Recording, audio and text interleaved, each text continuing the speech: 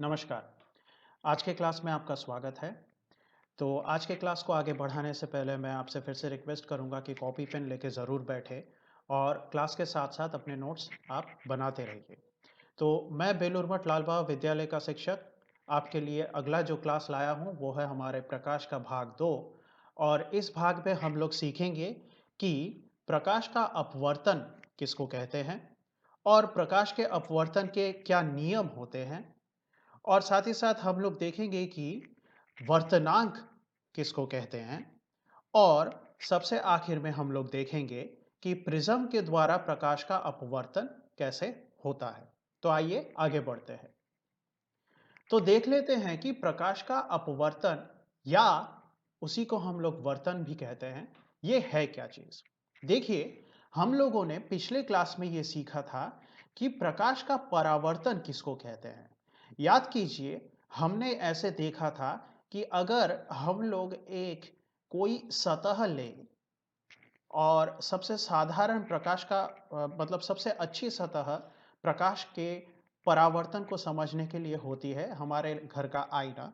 तो हमने एक आईना का उदाहरण लिया है यहाँ पर और हमने देखा था कि इस तरह से प्रकाश की किरण आकर इस पर अगर आपतित होती है तो ये किरण यहाँ पर आपतित हुई। मान लीजिए यहाँ पे जो माध्यम जिसमें से प्रकाश की किरण आ रही है वो हवा है और इस दर्पण के इस पार चाहे कुछ भी माध्यम हो, हवा हो, पानी हो, कुछ भी हो, ये जो प्रकाश की किरण है, ये इस पार नहीं पहुंचेगी। क्यों? क्योंकि ये एक दर्पण है और इसमें से परावर्तन होने के बाद प्रकाश की किरण वापस लौट गई और वापस लौटने के कुछ नियम होते हैं। प्रकाश के परावर्तन के कुछ नियम होते हैं, जो कि हम लोगों ने पिछले क्लास में सीख लिया था। तो परावर्तन असल में क्या हो रहा है परावर्तन में कि प्रकाश जिस माध्यम से आ रही है उसी माध्यम में वापस लौट जा रही है। लेकिन हम लोग प्रकाश के अपवर्तन में ये देखेंगे कि कभी-कभी प्रकाश एक माध्यम से आती है और दूसरे माध्यम में प्रवेश कर जाती है। जैसे कि मान लीजिए ये माध्यम है हवा का और ये माध्यम है पानी का। तो ऐसे में कुछ पानी हो सकता है परावर्तित हो जाए, हमें पानी की सतह चमकती हुई नजर आती है, मतलब कुछ प्रकाश की किरणों का कुछ हिस्सा परावर्तित तो हो जाता है, लेकिन साथ ही साथ हमें पानी के अंदर का भी कुछ नजर आएगा। तो इसका मतलब जरूर ये प्रकाश पानी के अंदर भी चला गया। तो ये जो हवा से प्रकाश की किरण पानी में चली गई, मतलब एक माध्यम से प्रकाश दूसरे माध्यम में प्रवेश कर गई और इस प्रवेश माध्यम के इस बदलाव के समय प्रकाश की किरण जब एक माध्यम से दूसरे माध्यम में प्रवेश कर रही है, तो ऐसे समय में प्रकाश की किरणों पर क्या प्रभाव पड़ेगा।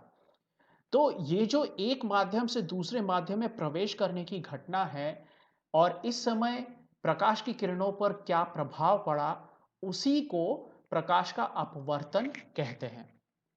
तो हमें बस यही सीखना है कि एक माध्यम से दूसरे माध्यम में जब प्रकाश की किरणें प्रवेश करेंगी तो उस पर क्या प्रभाव पड़ेगा, जिसे हम अपवर्तन या वर्तन के नाम से जानते हैं। तो आइए देख लेते हैं। तो मान लीजिए कि ये एक कोई पारदर्शी माध्यम है, ठीक है। मान लेते हैं कि ये पारदर्शी माध्यम की सतह है और इस पारदर्शी माध्यम को हमने अपने उदाहरण के लिए मान लिया कि पारदर्शी माध्यम के ऊपर यह हवा है और ये पारदर्शी माध्यम हमारे लिए क्या है, कांच। अब इसका मतलब यह हुआ कि प्रकाश की किरणें इसकी सतह पर पड़कर कांच पारदर्शी होने के कारण प्रकाश की किरण इस कांच के अंदर पहुंच जाएगी। इसका मतलब हमें अपवर्तन या वर्तन होता हुआ नजर आएगा। तो आगे बढ़ते हैं। तो देख लेते हैं कि अब ये जो हमने रेखा खींची है, ये इस PQ सतह के ऊपर अभिलंब है। अभिलंब मतलब ये 90 डिग्री का कोण बना के है इस सतह पर। याद कीजिए, प्रकाश के परावर्तन में भी हमने अभिलंब उतारा था। तो अभिलंब उतारने की जरूरत क्यों पड़ती है? अभिलंब उतारने की जरूरत इसलिए पड़ती है क्योंकि हमें अभिलंब ये बताता है कि यह अभिलंब जिस सतह पर हमने बनाया है, जिस बिंदु पर यह अभिलंब सतह को काटेगी, वो बिंदु, उस बिंदु को हम लोग आपतन बिंदु बनाते हैं। याद कीजिए, हमने परावर्तन, प्रकाश के परावर्तन को सीखते समय भी अभिलंब आकर सतह पर जहां पर पड़ रही थी, उस बिंदु को हमने आपतन बिंदु कहा था। तो यहां पर ये जो बिंदु हमें मिली, इस बिंदु को भी हम लोग आपतन बिंदु बनाएंगे और इसी बिंदु पर हमारी जो प्रकाश की किरण है वो आकर पड़ेगी। तो आगे बढ़ते हैं। तो देखिए, ये ए बिंदु है और इस ए बिंदु से प्रकाश की किरण आकर बी बिंदु पर पड़ी और ये बी बिंदु का नाम आपके दिमाग में आ चुका होगा। ये किरण आपतित हुई है तो इसका नाम आपतन किरण होना चाहिए और ये जहां पर आपतन हो रहा है उस बिंदु को आपतन बिंदु कहते हैं। अब ये सतह पर इस सतह पर इस बिंदु पर टकराने के बाद अब ये किरण क्या करेगी? ये पारदर्शी माध्यम है, याद रखिए। मतलब ये प्रकाश की किरण अब इसके अंदर आएगी। तो अगर मान लीजिए ये पारदर्शी माध्यम यहां पर नहीं होता तो प्रकाश की किरण, अब देखिए यहां पर ये अभिलंब जो है, अभिलंब के साथ ये आपतन किरण एक कोण बनाती है। याद कीजिए, हमने परावर्तन, प्रकाश के परावर्तन को पढ़ते वक्त भी किया था।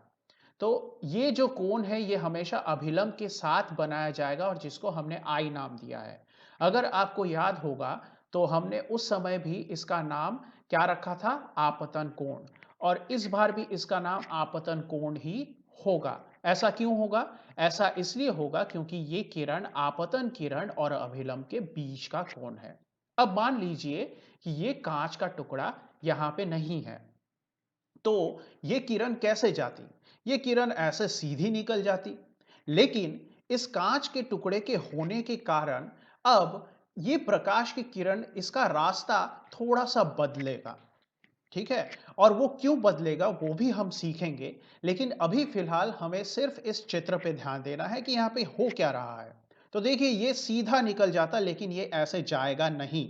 ये तो ये टूटी हुई रेखा में दर्शाया गया है कि अगर कांच का ये टुकड़ा नहीं होता तो रेखा कैसे जाती। अब इस कांच के टुकड़े के होने पर इस रेखा पर क्या असर पड़ेगा? ये ऐसे कुछ मुड़ जाएगी और बीसी किरण हमें मिलेगी। ये बीसी किरण क्या है? ये बीसी किरण इस तरह से मुड़ गई है अपवर्तन के कारण, और ये अपवर्तन हम लोग पढ़ रहे हैं तो बीसी किरण को हम लोग क्या नाम देंगे? अपवर्तन किरण या वर्तन किरण।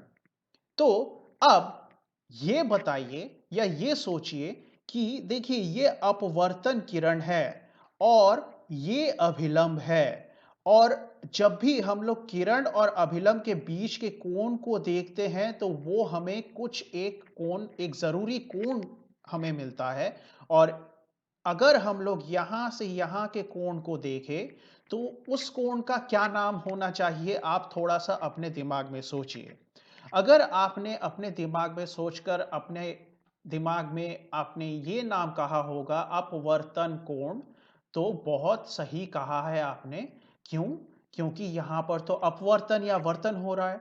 तो अगर मैं इस कोण को, इस किरण के कोण को जो अभिलंब के साथ बन रहा है उसको मैं अपवर्तन कोण या वर्तन कोण कहूं तो वो सही होगा। तो इसका मतलब इस कोण का नाम अपवर्तन कोण है और इसे भी हम लोग आर द्वारा दर्शाते हैं। तो ध्यान दीजिए, ये प्रकाश की किरण ऐसे सीधी जाती थी, लेकिन हमने इस कांच के माध्यम को रख दिया है इसलिए ये मुड़ गई। तो अपने असली रास्ते से ये कितना मुड़ी? यहां से यहां तक अपने असली रास्ते से ये मुड़ गई। तो क्या हम इस कोण को, अगर मैं इस कोण को मापूं तो ये कोण हमें ये बताएगा कि अपने रास्ते से प्रकाश की किरण कितना मुड़ गई? और यही कोण हमें डेल्टा द्वारा, इस चीज को डेल्टा कहते हैं, डेल्टा द्वारा दर्शाना है। और इसको हम लोग कहते हैं विक्षेप। मतलब प्रकाश के किरण में कितना विक्षेप आया, मतलब वो कितना अपने जगह से ऐसे हट गई या घूम गई, कितने कोण से वो हट गई। तो आपको ये चित्र पूरी तरह से समझ में आ गया होगा कि किस तरह से हमने एक ऐसे कांच का माध्यम रखा है और उस माध्यम की सतह पर हमने इस तरह से अभिलंब उतारा और फिर ये आपतित किरण, ये आपतित किरण और अभिलंब के बीच का ये कोण जिसको हमने क्या नाम दिया, आपतन कोण। और ये जिस बिंदु पर आपतित किरण जिस बिंदु पर आकर पड़ी उसको हमने कहा आपतन बिंदु। और उस बिंदु से प्रकाश की किरण अगर कांच नहीं होता तो सीधी निकल जाती, लेकिन कांच के होने के कारण ये मुड़ गई और मुड़ने के कारण ये थोड़ी सी अभिलंब के पास आ गई है। और हमने अभिलंब और इस बीसी किरण के बीच के कोण को मापा और उसको नाम दिया आर। तो इस कोण को हम लोग कहेंगे अपवर्तन कोण। और ये जो असली प्रकाश का असली मार्ग था उससे ये कितना हट गया, उस कोण को अगर हम मापेंगे तो वहां से हमें मिलेगा विक्षेप। तो आप लोगों के समझ में आ गया होगा कि प्रकाश का अपवर्तन हो क्या, मतलब अपवर्तन में होता क्या है। तो हमें इस पूरी घटना को हम लोग इस पूरी घटना को प्रकाश का अपवर्तन या वर्तन कहते हैं। तो इस पूरी घटना को अगर प्रकाश का अपवर्तन या वर्तन कहते हैं, तो आप लोगों को अगर एग्जाम में पूछा जाए कि प्रकाश का अपवर्तन या वर्तन का मतलब क्या है, तो आप क्या कहेंगे? आप ये कहेंगे कि जब प्रकाश की किरण एक माध्यम से किसी दूसरे माध्यम में प्रवेश करती है, तो उस प्रकाश की किरण की दिशा में और उसकी गति में आए हुए बदलाव के कारण वो अपने रास्ते से मुड़ जाती है। और इस घटना को हम लोग प्रकाश का अपवर्तन कहते हैं। तो ये अपने दिशा से मुड़ी क्यों? क्योंकि देखा यह गया है कि प्रकाश का गतिवेग अलग अलग माध्यम में अलग अलग होता है। तो यही कारण है कि ये जो हमें किरण मुड़ते हुए नजर आई, वो प्रकाश के गतिवेग के बदलने के कारण नजर आई और वो अपने रास्ते से मुड़ गई। तो देखिए प्रकाश का अपवर्तन हम लोग इसको लिखेंगे कैसे, तो आप अपने शब्दों में लिखिएगा। मैंने यहां पर आपको लिख के दिया है, जरूरी नहीं है आप उसका रट्टा मारे, लेकिन आप अगर ये समझ गए हैं तो आप समझ के उसको लिखिएगा। और समझ के लिखना मतलब आपको हमेशा ही वो चीज याद रहेगी। तो देखिए यहां पे प्रकाश का अपवर्तन हमने इसको कैसे लिखा है। बिल्कुल जो मैंने आपको समझाया है बिल्कुल वैसे ही यहां पे लिखा गया है। देखिए, जब प्रकाश की किरण एक माध्यम से दूसरे पारदर्शी माध्यम में प्रवेश करती है, तो किरण के गतिवेग में परिवर्तन आता है तथा वह आपतन बिंदु पर खींचे गए अभिलंब की ओर या उससे दूर मुड़ जाती है। अब हमें यहां पर अभिलंब के ओर मुड़ते हुए नजर आ रही है, लेकिन कुछ कुछ समय यह अभिलंब से दूर भी मुड़ेगी। और ऐसा कब कब होगा हमें वो अगले स्लाइड में पता लगेगा। ठीक है, तो अभिलंब की ओर या उससे दूर मुड़ जाती है। तो इस प्रकार प्रकाश के गमन माध्यम के इस प्रकार बदलने से उसके दिशा में अचानक हुए इस परिवर्तन को प्रकाश का अपवर्तन कहते हैं। तो मतलब क्या हुआ, प्रकाश इस माध्यम से गमन कर रही थी और उसने अपना गमन माध्यम बदल लिया, मतलब वो हवा से गमन करते हुए कांच में गमन करने लगी।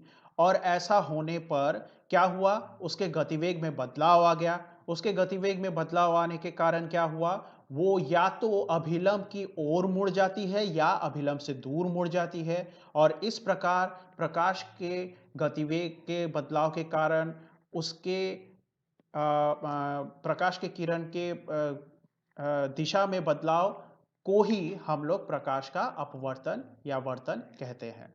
तो आप लोग ये बिल्कुल समझ लीजिएगा, अपने दिमाग में बैठा लीजिएगा कि क्या हो रहा है और उस हिसाब से आप लिखिएगा। तो आपको ये बिल्कुल भी कठिन नहीं लगेगा, आप आसानी से ये लिख दीजिएगा अपने आंसर शीट पर। अब आगे बढ़ते हैं।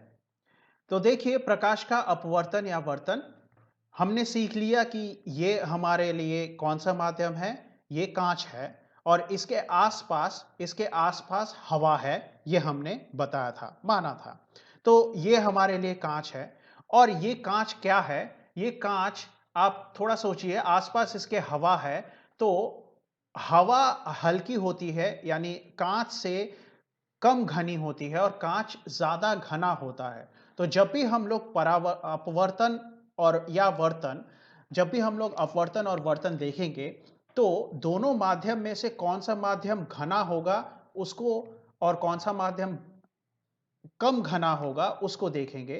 तो जो घना माध्यम होगा उसको हम लोग कहेंगे सघन माध्यम, और इसके आसपास है हवा और ये कम घना है, तो इसको हम लोग बोलेंगे विरल माध्यम। और हमने पिछले स्लाइड में ये सीखा था कि प्रकाश अलग अलग माध्यम में अलग अलग गतिवेग से जाती है। तो आप थोड़ा सा अपने दिमाग में ये बैठा लीजिए कि जो भी माध्यम हल्का रहेगा उसमें प्रकाश का गतिवेग ज्यादा रहता है, और जो सघन माध्यम होगा उसमें प्रकाश का गतिवेग कम रहता है। ठीक है, कुछ इस तरह से समझिए कि ज्यादा घना है तो उसको आगे बढ़ने में परेशानी हो रही है, और कम घना है तो वो बड़े आराम से उस माध्यम से आगे बढ़ पा रहा है।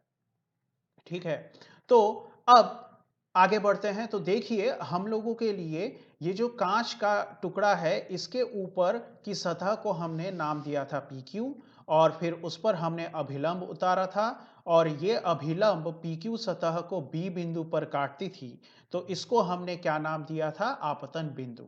तो ये है हमारा आपतन बिंदु, और ये NN प्राइम क्या है? अभिलंब है। अब आगे हमने आपतन किरण की बात की थी, तो वो ए बिंदु से बी बिंदु तक आई थी, तो ये हमारा आपतन किरण। तो ए बी क्या हो गया? आपतित किरण। और आपतित किरण और अभिलंब के बीच के कोण को हमने क्या नाम दिया था? हमने नाम दिया था आपतित कोण। अब आगे बढ़ते हैं। हमारी जो प्रकाश की किरण थी, वो अगर कांच का टुकड़ा नहीं रहता उसके रास्ते में, तो वो ऐसे सीधी निकल आती, लेकिन कांच के टुकड़े के होने के कारण उसने अपनी दिशा बदल दी और वो ऐसे अभिलंब के तरफ मुड़ गई। तो इसका मतलब बीसी किरण जो है वो क्या है? वो बीसी किरण हमारे लिए परावर्तित बोल रहा हूं, अपवर्तित या वर्तित कोण है। तो देखिए बीसी किरण क्या है? अपवर्तित या वर्तित कोण। अब आगे हमने ये अभिलंब और अपवर्तित कोण के बीच के कोण को अगर इसका माप लिया, तो वो कोण क्या कहलाएगा? वो कोण कहलाएगा अपवर्तन कोण या वर्तन कोण, या तो फिर वर्तित किरण या अपवर्तित या वर्तित कोण। तो देखिए अपवर्तित कोण या वर्तित कोण कहलाता है। और हमने ये भी देखा था कि प्रकाश के असली रास्ते से वो इतना कोण मुड़ी थी, तो इसको हमने डेल्टा चिन्ह द्वारा दर्शाया था। तो वो जो है वो क्या है? वो है प्रकाश के किरण में आया विक्षेप। तो हमारे लिए ये चित्र पूरी तरह से साफ हो जाना चाहिए।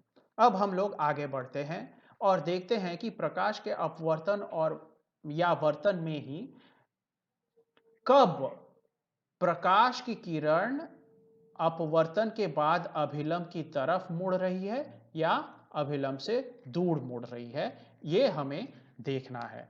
तो देखिए सबसे पहले तो ये हमारे लिए एक है कांच का माध्यम, और इस कांच के माध्यम के आसपास है हवा। तो अब थोड़ा सा ध्यान दीजिए, हमने पिछले चित्र में क्या देखा था कि ये जो किरण है ये सघन माध्यम में आकर पहुंची थी, लेकिन हमने इसके आगे का नहीं देखा था। इसके आगे का मतलब ये किरण आकर अगर यहां पर पड़ती, तो इस इस सतह के बाद नीचे इसको फिर से हवा मिल जाती, तो फिर से इसका माध्यम बदल जाता, तो तब कुछ और ही घटना होती। क्यों? क्योंकि तब ये जो किरण है ये कांच से हवा में जाती, और कांच से हवा में जाते समय अपवर्तन तो होता, लेकिन फिर से वहां पे अपवर्तन इस प्रकार का नहीं होता, कुछ अलग प्रकार का होता। कैसे होता वही अब हम देखेंगे। देखिए, ये हमारे लिए वो कांच का माध्यम है और ये बाहर हवा है और हमने ये उसके ऊपर अभिलंब उतार दिया है। और हमने कहा था कि अभिलंब सतह को जहां पर काटेगी वहीं पर हम लोग आपतन बिंदु बनाएंगे। याद कीजिए, हम लोग इस कांच के अंदर प्रकाश की किरण को देख रहे हैं, अब क्या होगा। और कांच के अंदर से प्रकाश की किरण को अब हवा में जाना है। तो इसका मतलब इस बार हमारा आपतन बिंदु यहां पे होना चाहिए। तो ये हमारे लिए प्रकाश की किरण कांच के अंदर से होती हुई इस बिंदु पर आकर पड़ी और इस बिंदु पर आकर पड़ने के कारण इसको हमने, अब ये हमारे लिए कौन सा किरण है, ये हमारे लिए अब आपतित किरण है।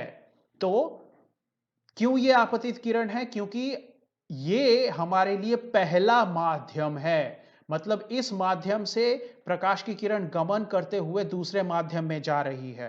ठीक है, तो इसका मतलब पहला जो भी माध्यम होगा हमें वहां पर ही आपतित किरण मिलेगा। तो ये हमारे लिए अब आपतित किरण है और ये आपतन बिंदु हो गया। और अब हमने कहा था कि ये जो कोण है ये हमारे लिए आपतन कोण है। तो देखिए, मैंने आपतन बिंदु आपको बताया है, ये हमारे लिए आपतित कोण है और अब ये किरण यहां से बाहर आएगी।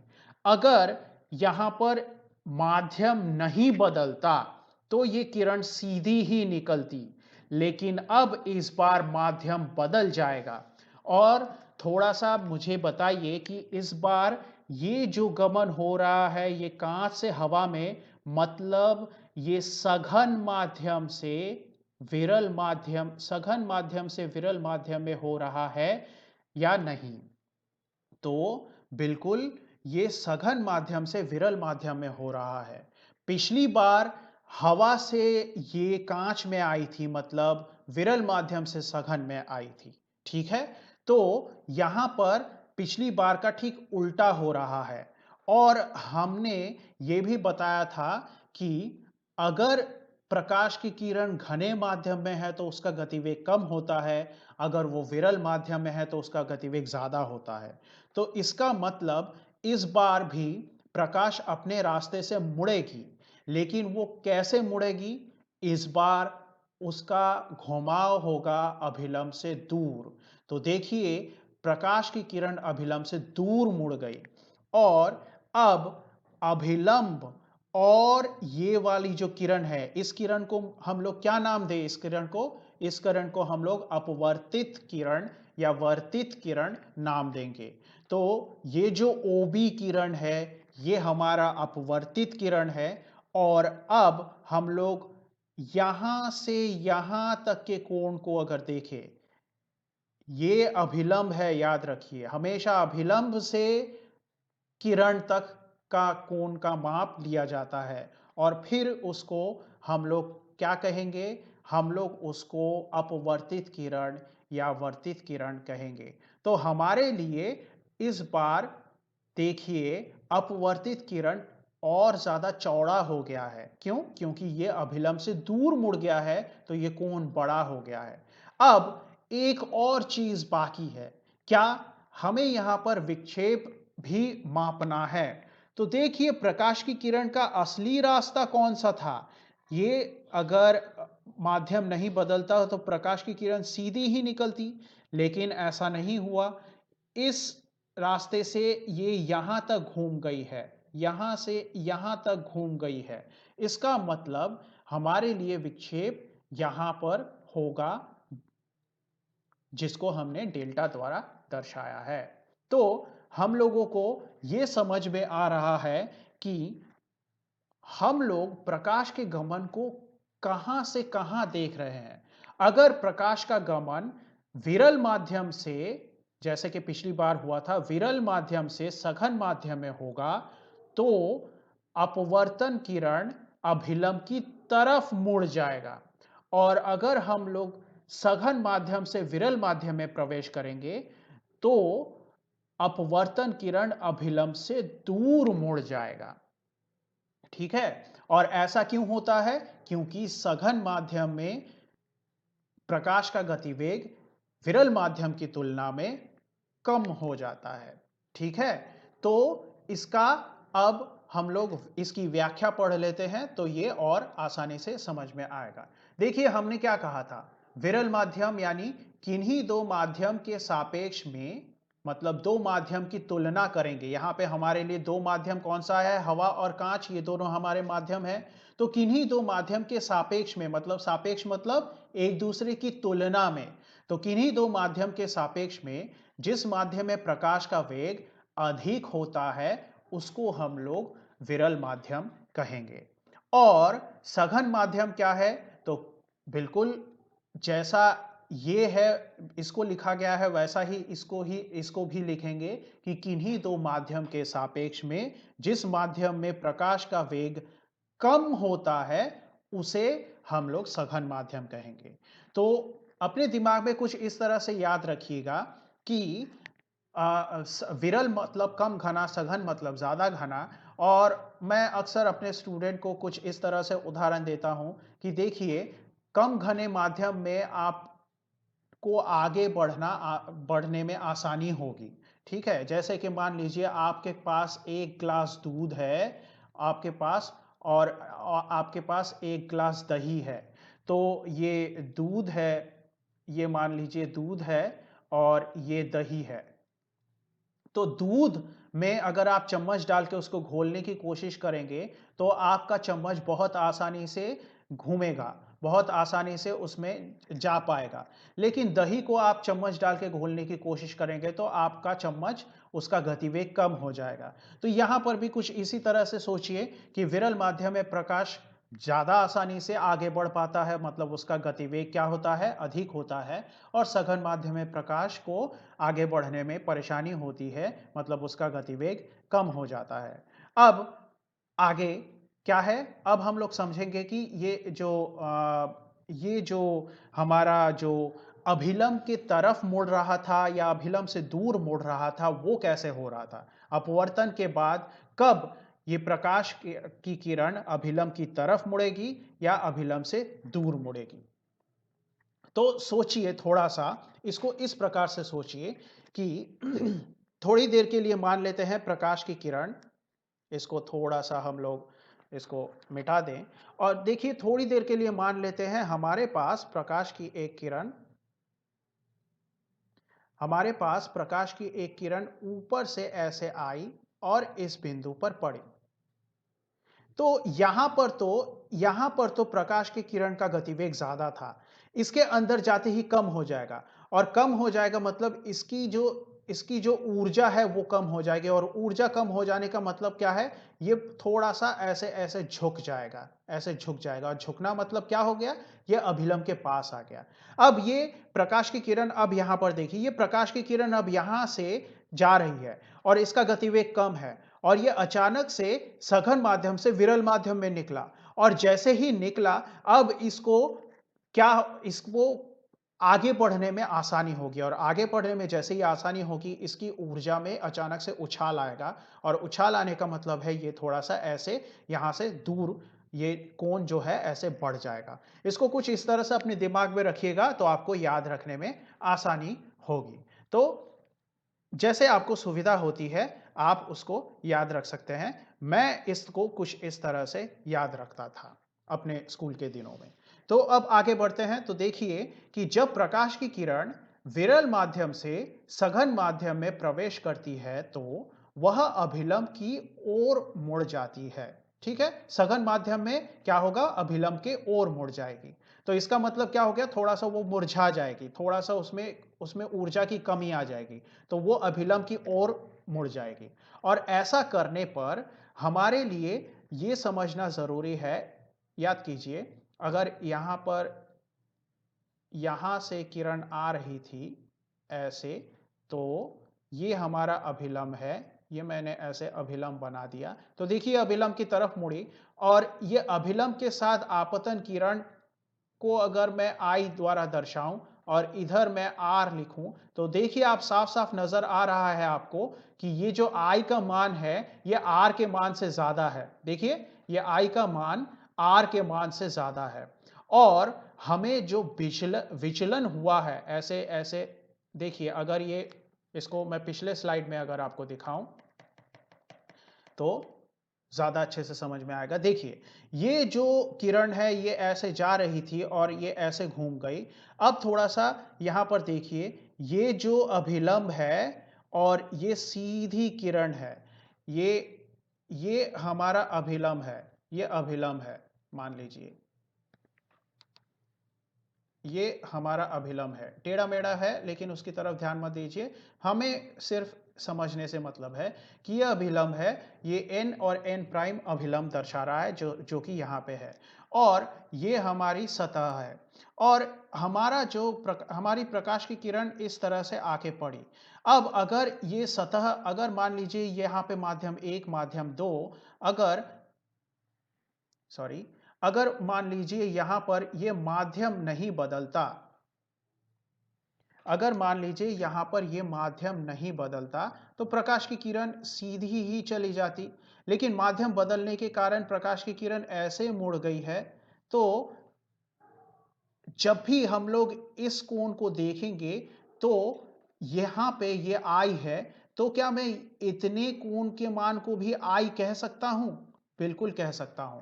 क्यों? क्योंकि मैथ में हमने ये सीखा है कि जब भी दो सरल रेखाएं एक दूसरे को ऐसे काटती है तो उसके जो विपरीत कोण है, इधर वाला कोण और इधर वाला कोण, ये दोनों बराबर होते हैं। तो यहां पर ये जो अभिलंब है और ये प्रकाश की किरण है, ये दोनों सरल रेखाएं हैं। तो यहां से यहां तक अगर हमें आई कोण दिख रहा है तो ये पूरा का पूरा यहां से यहां तक, ये जो मैं दिखा रहा हूं आपको पॉइंटर से, यहां से यहां तक भी आई होना चाहिए। क्यों? क्योंकि ये एक सरल रेखा है और यहां से ये एक पूरी सरल रेखा है। तो बिल्कुल जैसे ये और ये, तो इधर वाला कोण जितना होगा, यहां से यहां तक का कोण का मान भी उतना ही होगा। तो अगर ये पूरा का पूरा आई है, ये पूरा का पूरा आई है, तो इस आई से इस आर को अगर माइनस करेंगे तो मुझे सिर्फ ये डेल्टा मिलना चाहिए। तो वही हमें इस पॉइंट में भी नजर आता है। देखिएगा, जब हम लोग इस पॉइंट को सीख रहे थे, ये देखिए यहां पर आई बड़ा है आर से, ये जो आई है ये बड़ा है, ये आई बड़ा है आर से, और यहां पर हमें जो विचलन कोण या विक्षेप मिलता है वो आई माइनस आर करके मिलता है। ठीक है? तो अगर आपके समझने में थोड़ी सी भी परेशानी हुई है तो इसको थोड़ा सा फिर से एक बार रिवाइंड करके अपने वीडियो को फिर से प्ले करके देखिएगा, तो आपको मैं आशा करता हूं समझ में आ जाएगा। कुछ ज़्यादा मुश्किल बात नहीं है, आपको सिर्फ मैथ का ये कॉन्सेप्ट याद रखना है कि कोई भी किरण, कोई भी प्रकाश, कोई भी दो सरल रेखा जब एक दूसरे को काटती है तो उसके जो विपरीत कोण है, वो चाहे ये हो या तो फिर ये दोनों हो, ये दोनों हो, ये ये विपरीत कोण और ये विपरीत कोण एक बराबर होते हैं। ठीक है? तो यहां पर भी वही हो रहा है और फिर हमने आई से आर को माइनस किया है। ठीक है? तो थोड़ा सा ध्यान से इसको देख लीजिएगा। तो अब आगे अगले पॉइंट में देखते हैं। अब अगले पॉइंट में यहां पर आ जाइए। वही बात, अगर ये वाला आपके थोड़ा सा भी समझ में ना आया हो तो फिर से थोड़ा सा यहां पे ध्यान दीजिए, तो फिर से हम लोग उसी चीज को सीखेंगे। तो देखिए यहां पे क्या हो रहा है। यहां पे अब हमारी प्रकाश की किरण सघन माध्यम से यानी कांच से विरल माध्यम में प्रवेश कर रही है। तो क्या होगा? ये अभिलंब से दूर मुड़ गई। तो अभिलंब से दूर मुड़ने का मतलब क्या हो गया? अभिलंब से इसका जो कोण है ये भी बड़ा हो गया। तो इसका मतलब इस बार आई आर की तुलना में छोटा हो जाएगा। अब इस बार अगर आई आर की तुलना में छोटा हो जाएगा तो और थोड़ा सा ध्यान देके मुझे बताइए कि इतना कोण यहां से यहां तक का जो मैं आपको दिखा रहा हूं चित्र में यहां पर बना के, इतने कोण का मान क्या होगा? तो आप ध्यान दीजिए, ये अभिलंब ऊपर से ऐसे आ रहा है और ये प्रकाश की किरण ऐसे आई, और अगर यहां पर माध्यम नहीं बदलता तो सीधी निकलती। मतलब ये दोनों जो रेखाएं हैं, ये मेरे कर्सर की तरफ ध्यान से देखिएगा, ये जो रेखा है सीधी वाली और ये जो रेखा है सीधी वाली, मतलब बिल्कुल यही वाला मामला यहाँ पे भी हो रहा है। उसमें हम लोग ये इसको अगर आई बोलेंगे तो ये भी तो हमारा आई कोण होना चाहिए। अब देखिए, अब यहां से यहां तक का मान कितना हो गया, आर हो गया, और उसमें से इतना सा कोण यानी आई का कोण अगर हम लोग माइनस कर दें तो हमारे लिए क्या क्या बचा रहेगा, हमारे लिए सिर्फ ये विक्षेप यानी डेल्टा बचा रहेगा। तो उसी को हम लोगों ने अगले पॉइंट में लिखा है। देखिए, जब प्रकाश की किरण सघन माध्यम से विरल माध्यम में प्रवेश करती है तो वह अभिलंब से दूर मुड़ जाती है, अर्थात आई छोटा होगा आर से, और यहां पर हमें विक्षेप कैसे मिलेगा, आर से माइनस करना पड़ेगा आई को। तो आशा करता हूं आपके समझ में आ गया होगा ये स्लाइड। अब हम लोग आगे बढ़ते हैं। तो देखिए, जब अगले अब इस पॉइंट को पढ़ने से पहले थोड़ा सा यहां पे समझ लेते हैं। इसको साफ कर दें और इसको भी साफ कर दें और थोड़ा सा यहां पे समझें। देखिए, मान लीजिए कि ये हमारे लिए एक सतह है, मतलब ये कोई एक माध्यम है, ठीक है। हम लोग कांच का उदाहरण ले रहे हैं तो हम लोग इसको कांच ही कहेंगे और इसको हवा ही कह लेते हैं हमारी सुविधा के लिए। और हमने जैसे वहां पे इस सतह पे नाम दिया था ऐसे पी क्यू। अब इस सतह पे एक ऐसे अभिलंब बना लीजिए, जैसे हमने वहां पे नाम दिया था एन एन प्राइम, वैसे ही। और यहां पे ये जो बिंदु है, थोड़ा सा कर्सर का रंग बदल लें, ये जो बिंदु है, इस बिंदु को हमें आपतन बिंदु बनाना है। तो प्रकाश की किरण अब ऐसे आएगी और यहां पर आपतित होगी, तो ये ए भी है। अब ये विरल माध्यम, यहां पर हवा, और ये सघन माध्यम यानी हमारी प्रकाश की किरण जो कि सीधी निकलती अगर माध्यम नहीं बदलता तो, लेकिन क्योंकि माध्यम बदल चुका है तो अब ये किस तरफ मुड़ेगी, अब ये अभिलंब की ओर ऐसे झुक जाएगी। तो देखिए, यहां पे हमने इस कोण को क्या कहा, आई कोण, इस कोण को आर कोण कहा। तो आपके लग रहा होगा कि वही तो सेम चीज चल रही है, लेकिन नहीं, हमें यहां पर थोड़ा सा समझना होगा। अब अगर मैं मान लीजिए ये तो आपतित किरण है और ये आपतित कोण, अगर मान लीजिए मैं धीरे धीरे इस किरण को ऐसे हटाता हूं,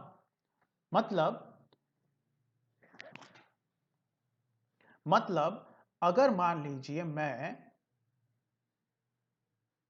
यहां पर जो आई का मान है उसको मैं छोटा करता हूं, मतलब पिछली बार जो आपतित किरण थी वो ज्यादा झुकी हुई थी, इस बार उसको और छोटा कर दिया, तो इस बार ये आई छोटा हो गया और इस बार ये आर और भी ज्यादा पास आ जाएगी अभिलंब के, ठीक है। तो आपकी बात समझ में आ रही होगी कि ये जो आई है ये जितना यहां पे छोटा होता जाएगा ये आर भी उतना ही छोटा होता जाएगा। एक समय पे ऐसा होगा कि अगर मैं कुछ इस तरह से हमारा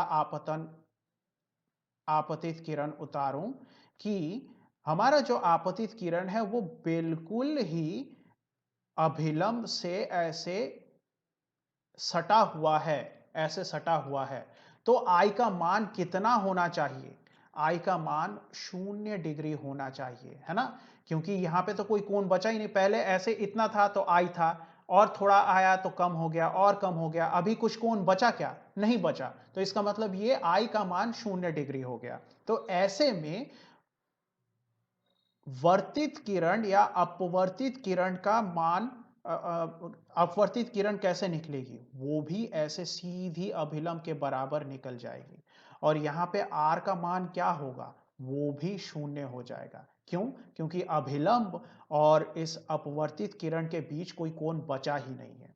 तो ऐसे में हमें कुछ इस प्रकार की घटना होती हुई नजर आएगी, जहां पर आई यानी आपतित कोण अगर शून्य है तो अपवर्तित कोण भी शून्य होगा। तो इस तरह से हमारे लिए अगला पॉइंट अब समझना आसान हो जाएगा। देखिए, जब I बराबर 0 डिग्री होता है तो R भी 0 डिग्री होगा।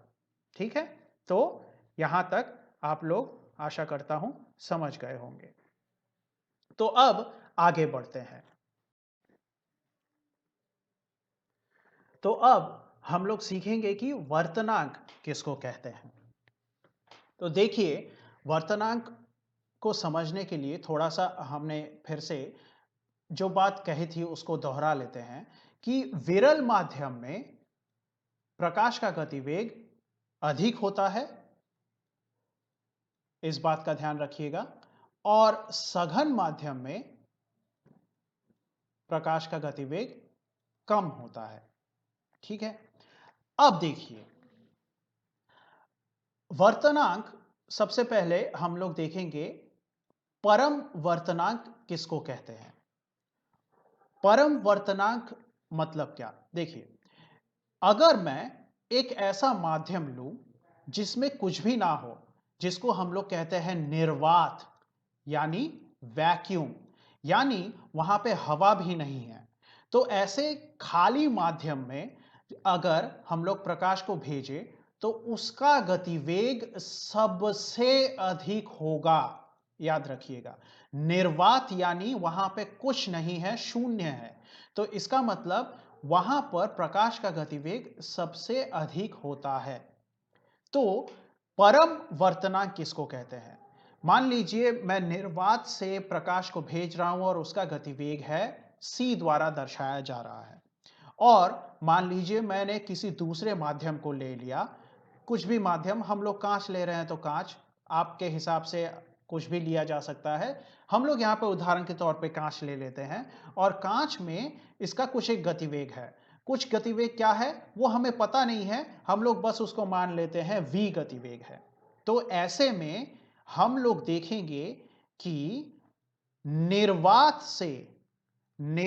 से जब प्रकाश की किरण कांच में प्रवेश करेगी, ठीक है, इन दोनों में से आप थोड़ा सा सोचिए तो पाइएगा कि निर्वात और कांच में से सघन माध्यम कौन सा है। अगर आपके दिमाग में कांच सघन माध्यम आया है तो बिल्कुल सही। तो सघन माध्यम में देखिए, विरल माध्यम से सघन माध्यम में प्रवेश कर रही है, मतलब प्रकाश का गतिवेग क्या हो जाएगा? कम हो जाएगा। कम हो जाएगा मतलब क्या हो जाएगा? उसकी ऊर्जा कम हो जाएगी, मतलब वो झुक जाएगी, ऐसे ऐसे अभिलंब की तरफ आ जाएगी। और यहां पे प्रकाश का गतिवेग क्या है? c है। यहां पे प्रकाश का गतिवेग है v। तो वर्तनांक क्या है? वर्तनांक असल में एक संख्या है, और ये संख्या हमें कैसे मिलती है? ये संख्या हमें प्रकाश के गतिवेग के अनुपात से मिलती है। तो अगर मैं निर्वात में प्रकाश का गतिवेग और कांच में प्रकाश के गतिवेग का अनुपात निकालूं तो मुझे वर्तनांक मिलेगा, मतलब जो संख्या मिलेगी उसको मैं वर्तनांक कहूंगा, और उसको मैं म्यू द्वारा दर्शाता हूं। लेकिन सवाल यह आता है कि ये वर्तनांक हमें क्यों पढ़ना है? ये वर्तनांक इसलिए पढ़ना है क्योंकि प्रकाश के गतिवेग में कितना परिवर्तन हो रहा है उस पर ही निर्भर करता है कि प्रकाश कितना अभिलंब के तरफ या अभिलंब से दूर मुड़ती है। तो मतलब ये जो प्रकाश का अपनी जगह से मुड़ने की जो घटना है उसका माप देने के लिए वर्तनांक हमारे लिए काम आता है। तो वर्तनांक क्या है? वर्तनांक कुछ नहीं, प्रकाश के गतिवेग का अनुपात है। और हम लोग परम वर्तनांक अगर जानना चाहे तो हमेशा किसी वस्तु का परम वर्तनांक जानना चाहे तो हमेशा उस वस्तु में निर्वात से प्रकाश को भेजना पड़ता है।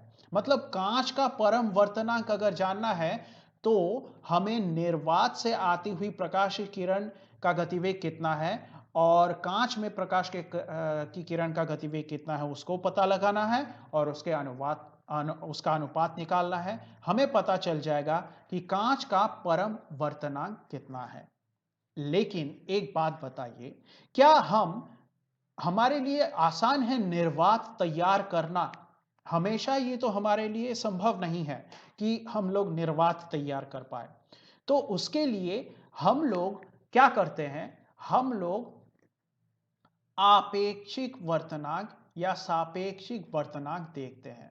मतलब एक माध्यम की तुलना में दूसरे माध्यम का वर्तनांक। अब इसको समझते हैं। देखिए, हमने ये तो समझ लिया कि वर्तनांक मतलब प्रकाश के गतिवेग के अनुपात है अलग अलग माध्यम में। और परम वर्तनांक मतलब जब किसी माध्यम का हम लोग उसमें प्रकाश की गति को देखेंगे शून्य के माध्यम में उसके साथ, मतलब इन दोनों माध्यम के में प्रकाश की गतिवेग की तुलना करेंगे तो हमें परम वर्तनांक मिलेगा। लेकिन हमेशा शून्य या निर्वात पाना तो संभव नहीं है। तो हमारे लिए यहां पे हवा है, हवा तो शून्य नहीं है। यहां पे ये शून्य स्थान से हवा में प्रकाश का गतिवेग थोड़ा बहुत कम हो जाएगा। और यहां पे हमने ले लिया कांच। अब इस बार भी वही हाल होने वाला है कि ये विरल माध्यम से ऐसे आ रही है और ये ऐसे झुक गई है, ठीक है। लेकिन इस बार यहां पर मान लीजिए ये प्रकाश की किरण का गतिवेग v1 है हवा में, और कांच में प्रकाश की किरण का गतिवेग v2 है। तो इस हिसाब से हम लोग अगर कांच का सापेक्षिक वर्तनांक निकालें तो वो v1 बटा v2 होगा। सापेक्षिक क्यों? क्योंकि हमने यहां पे हवा लिया है, निर्वात नहीं लिया है। ठीक उसी तरह से अगर मान लीजिए कि ऊपर कांच है और नीचे पानी है, तो यहां पर भी हम लोग हमारा सापेक्षिक वर्तनांक निकाल सकते हैं। हम लोग देखेंगे कि कांच से पानी में जब ये प्रकाश की किरण जाएगी तो क्या होगा, ठीक है। तो याद रखिएगा पानी विरल माध्यम है कांच की तुलना में, तो ऐसे घूम जाएगी। तो यहां पर क्या होगा, यहां पर कांच में जो प्रकाश का गतिवेग है वो मान लीजिए यहां पे va है और ये vb है। तो यहां पर पानी का सापेक्षिक वर्तनांक क्या होना चाहिए? पानी का सापेक्षिक वर्तनांक Va बटा Vb होना चाहिए। तो आप लोगों के समझ में आ गया होगा कि वर्तनांक असल में कुछ नहीं, बस प्रकाश के गतिवेग का अनुपात है। जब हम लोग उसको निर्वात की तुलना में निकालते हैं तो उसको हम लोग परम वर्तनांक बोलते हैं। जब हम लोग उसको साधारण किसी दो माध्यम के बीच में निकालते हैं तो उसको हम लोग हमारा सापेक्षिक वर्तनांक कहते हैं। तो आइए सीख लेते हैं कि परम वर्तनांक निर्वात में प्रकाश का गतिवेग, जिसको c द्वारा दर्शाते हैं, तथा किसी माध्यम में प्रकाश का गतिवेग जैसे कि v, इसके अनुपात को उस माध्यम मतलब जो माध्यम यहां पे लिया गया है उस माध्यम का, निर्वात का नहीं, याद रखिएगा। किसी माध्यम के में प्रकाश का गतिवेग लिया गया है तो उस माध्यम का परम वर्तनांक कहते हैं। इसे म्यू द्वारा दर्शाते हैं। ये जो चिन्ह है, ये जो है, इसको म्यू कहते हैं और हम लोग वर्तनांक को म्यू द्वारा दर्शाएंगे। तो इसका एक सूत्र बन जाता है। सूत्र क्या है? बिल्कुल देखिए यहां पर म्यू यानी माध्यम का परम वर्तनांक क्या है? निर्वात में प्रकाश का गतिवेग बटा माध्यम में प्रकाश का गतिवेग। हमें परम वर्तनांक मिल जाएगा किसी माध्यम का। अब हम लोग सापेक्षिक वर्तनांक देखते हैं या आपेक्षिक वर्तनांक देखते हैं तो हमें क्या मिलेगा? देखिए, अपवर्तन से पूर्व, यहां पे थोड़ा सा भाषा पे ध्यान दीजिए, ठीक है। तो क्योंकि इस भाषा में आपको मतलब यहां पे अगर आप लिखेंगे इन भाषाओं को तो थोड़ा सा आपके लिए आसान हो जाएगा। अपवर्तन के पूर्व पहले माध्यम में प्रकाश का गतिवेग, मतलब अपवर्तन से पहले जिस माध्यम में प्रकाश गमन कर रही है उसमें प्रकाश का गतिवेग अगर v1 है, तथा अपवर्तन के बाद मतलब दूसरे माध्यम में प्रकाश चला गया, तो अपवर्तन के बाद दूसरे माध्यम में प्रकाश के गतिवेग जो कि v2 है, इनके अनुपात को दूसरे माध्यम का, मतलब अगले जो अपवर्तन के बाद जिस माध्यम में गया है, दूसरे माध्यम का आपेक्षिक, किसकी आपेक्षिक वर्तनांक कहते हैं। यह आपेक्षिक वर्तनांक किसकी तुलना में है? पहले माध्यम की तुलना में है। ठीक है, तो इसको एक बार फिर से पढ़िए। देखिए, अपवर्तन से पूर्व पहले माध्यम में प्रकाश के गतिवेग तथा अपवर्तन के बाद दूसरे माध्यम में प्रकाश के गतिवेग के अनुपात को दूसरे माध्यम का आपेक्षिक वर्तनांक कहते हैं। और यह आपेक्षिक वर्तनांक किसकी तुलना में है? पहले माध्यम की तुलना में है। तो यहां पे जो हमारा सूत्र बनेगा वो क्या बनेगा? ये देखिए, पहले माध्यम से दूसरे माध्यम में प्रकाश प्रवेश कर रही है, तो हमें दूसरे माध्यम का आपेक्षिक वर्तनांक मिल रहा है। तो पहले माध्यम की अपेक्षा दूसरे माध्यम का आपेक्षिक वर्तनांक क्या है? पहले माध्यम में प्रकाश का गतिवेग बटा दूसरे माध्यम में प्रकाश का गतिवेग। तो वर्तनांक आप लोगों के समझ में आ गया होगा, आशा करता हूं। आगे बढ़ते हैं। अब देखते हैं अपवर्तन या वर्तन के नियम। हम लोगों ने परावर्तन के नियम पढ़े थे। तो परावर्तन के नियम में आप याद कीजिएगा, पहला जो नियम था वो क्या था? हमें 4 चीजें याद रखनी थी। कौन कौन सी 4 चीजें? सबसे पहले आपतित किरण, उसके बाद अभिलंब, उसके बाद हमारा परावर्तित किरण, और चौथा था आपतन बिंदु। ये चारों चीजें एक ही तल पे होंगी, आगे पीछे अलग अलग तल पे नहीं होंगी। और अपवर्तन या वर्तन के नियम में भी पहला जो नियम है वो बिल्कुल एक ही है। मतलब आपकी मेहनत यहां पे बहुत कम हो गई कि आपतित किरण, वर्तित किरण, अभिलंब तथा आपतन बिंदु एक ही तल पर स्थित होते हैं। यह हमारा पहला नियम है। और दूसरा नियम क्या है? दूसरे नियम को समझने के लिए आप लोग थोड़ा सा यहां पे नजर डालिए कि मान लीजिए ये है हमारा नीचे का माध्यम, जो कि हम लोग हमेशा ही उदाहरण ले रहे हैं कांच, इधर है हवा। तो ऐसे हमने मान लिया। अब इधर हमने एक जो हमारा अभिलंब है उसको उतार दिया, और इस बिंदु पर हम लोगों को क्या गिराना है? हम लोगों को प्रकाश का आपतन कराना है। तो यहाँ पे थोड़ा सा हम लोग पेन का रंग बदल लेते हैं और हमारी सुविधा के लिए। तो यहाँ पे हम लोग मान लेते हैं आपतन बिंदु B है, और इस आपतन बिंदु B पर हमारे प्रकाश की किरण ऐसे आकर पड़ी। ठीक है, तो हमने इस कोण को नाम दिया था I। अब यहां पर ये सघन माध्यम है, कांच है, हवा से जा रही है, तो ये क्या हो जाएगी? ऐसे हो जाएगी। तो आपको लग रहा होगा फिर से वही सब हो रहा है, लेकिन यहाँ पे थोड़ा सा हमें समझने की जरूरत है कि ये I है और ये R है। अब हमारे लिए अपवर्तन या वर्तन का नियम क्या कहता है?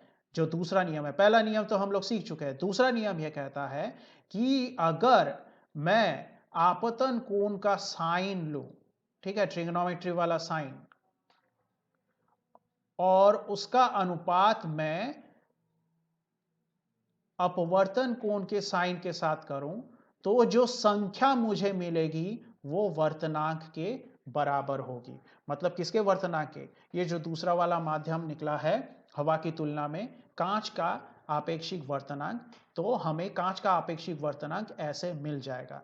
तो ये देखिए कितनी सुविधा हो गई।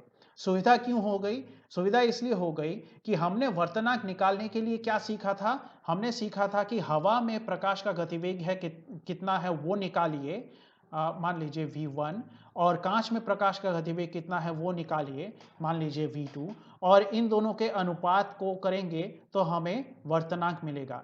लेकिन क्या ये हमारे लिए इतना आसान है प्रकाश का गतिवेग निकालना?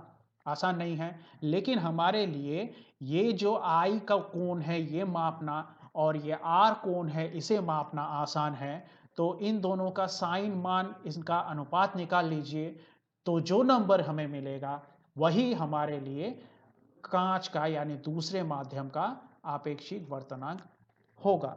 तो हमारे लिए दूसरा नियम भी साफ हो गया। तो देख लेते हैं हमारे जो दूसरा नियम है वो है कि एक विशेष रंग के लिए, अब ये शब्द क्यों आया है इसको मैं बताता हूं, पहले इसको पढ़ लेते हैं उसके बाद। एक विशेष रंग के किरण के लिए आपतन कोण के साइन, आपतन कोण का साइन मतलब साइन आई, तथा वर्तन कोण के साइन यानी साइन आर का अनुपात हमेशा स्थिर यानी म्यू होगा। ठीक है, तो एक विशेष रंग की किरण के लिए आपतन कोण के साइन तथा वर्तन कोण के साइन का अनुपात स्थिर होगा।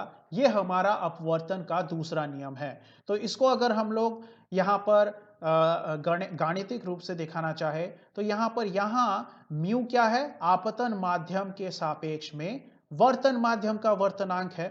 ठीक है, आपतन माध्यम मतलब जिस माध्यम में आपतन किरण है, वर्तन माध्यम मतलब जिस माध्यम में वर्तित किरण है।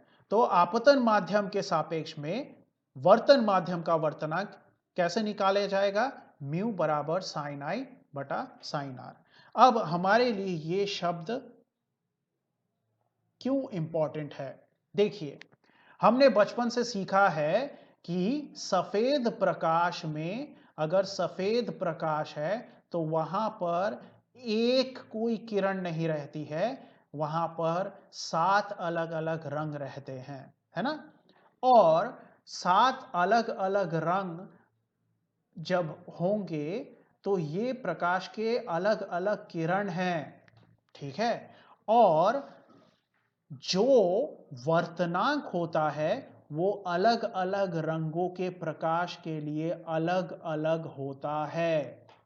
तो हम यहां पे वर्तनांक निकाल रहे हैं, और अगर हम यहां पर एक साथ अगर सफेद किरण का प्रकाश या 2-3 रंगों के प्रकाश को मिलाकर भेजें तो क्या हमें वर्तनांक का मान सही सही मिलेगा, या हमें यह नियम का पालन होता हुआ नजर आएगा हर हर किसी के लिए? ऐसा नहीं हो रहा है। तो हमें क्या करना पड़ेगा, हमें सिर्फ एक ही किरण को देखना है, और उसके लिए हम लोगों को यह देखना है कि म्यू बराबर साइन आई बटा साइन आर हो जाता है।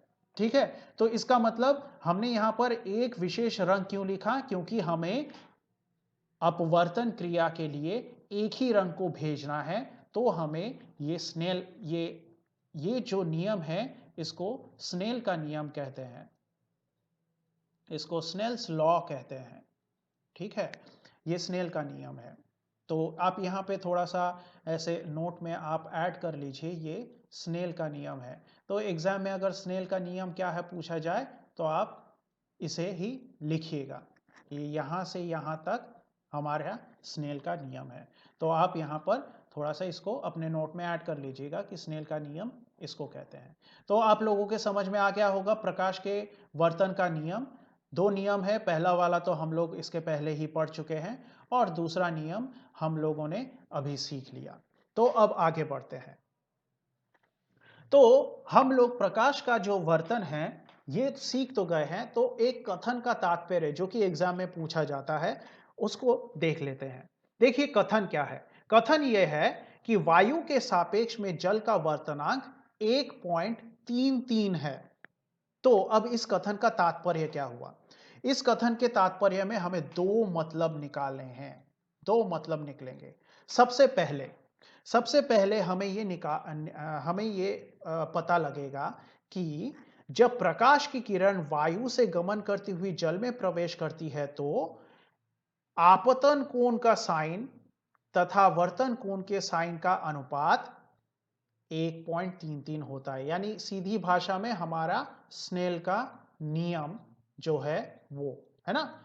अगर म्यू बराबर 1.33 है तो मतलब साफ है कि साइन आई बटा साइन आर बराबर 1.33 होगा।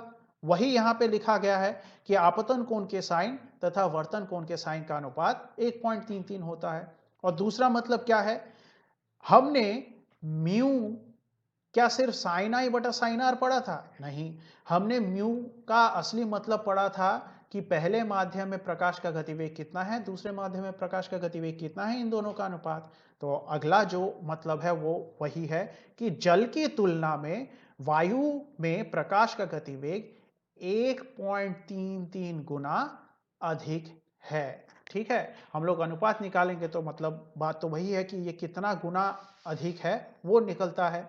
ठीक है, तो हम लोगों को ये दो कथन, इस कथन से ये 2 पॉइंट साफ साफ समझ में आता है। अब देखिए, यहां पर जरूरी नहीं है कि आपको एग्जाम में सिर्फ वायु और जल ही पूछा जाए। हो सकता है यहां पे आपको कांच और यहां पे जल लगा दे, या यहां पे जल बोल दे, यहां पे कांच पूछा जाए। तो चाहे कुछ भी हो जाए, बस ये दो कथन हमारे दिमाग में रखना है कि 1.33 वर्तनांक है तो जरूर साइन आई बटा साइन आर 1.33 होगा, और दूसरा कि एक माध्यम की तुलना में दूसरे माध्यम में प्रकाश का गतिवेग कितना गुना होगा। तो ये कथन मतलब ये तात्पर्य कभी नहीं बदलेगा, माध्यम चाहे यहां पे कुछ भी लग जाए, इसलिए आपको कंफ्यूज होने की जरूरत यहां पे बिल्कुल भी नहीं है। कथन का तात्पर्य बिल्कुल भी नहीं बदलेगा। तो आइए आगे बढ़ते हैं। अब हम लोग देखते हैं कि पार्श्विक विस्थापन किसको कहते हैं। तो ध्यान दीजिएगा, हमने अब तक क्या सीखा था कि एक माध्यम से दूसरे माध्यम में प्रकाश जब प्रवेश कर रही है तो अपवर्तन हो रहा है और प्रकाश के किरण की दिशा में घुमाव आ रहा है। तो देखिए, यह हमारा कांच है, ये हवा है। अब इस पे ये जो सतह है इसको हमने नाम दे दिया PQ, और इस पर हमने इस तरह से हमारा अभिलंब उतार दिया N प्राइम। ठीक है, अब आगे देखिए, ये हमारा क्या है, आपतन बिंदु है। अब ए बिंदु से बी बिंदु तक प्रकाश की किरण आकर पड़ी, मतलब हमने आपतन किरण बना लिया। उसके बाद यहां से यहां तक का जो कोण है वो है आपतन कोण, जिसको आई कह दिया। फिर अगर ये कांच नहीं रहता तो ये किरण सीधी निकलती, लेकिन ये कांच आ गया है, माध्यम बदल जाने के कारण प्रकाश की किरण क्या हो जाएगी, अभिलंब के तरफ मुड़ेगी।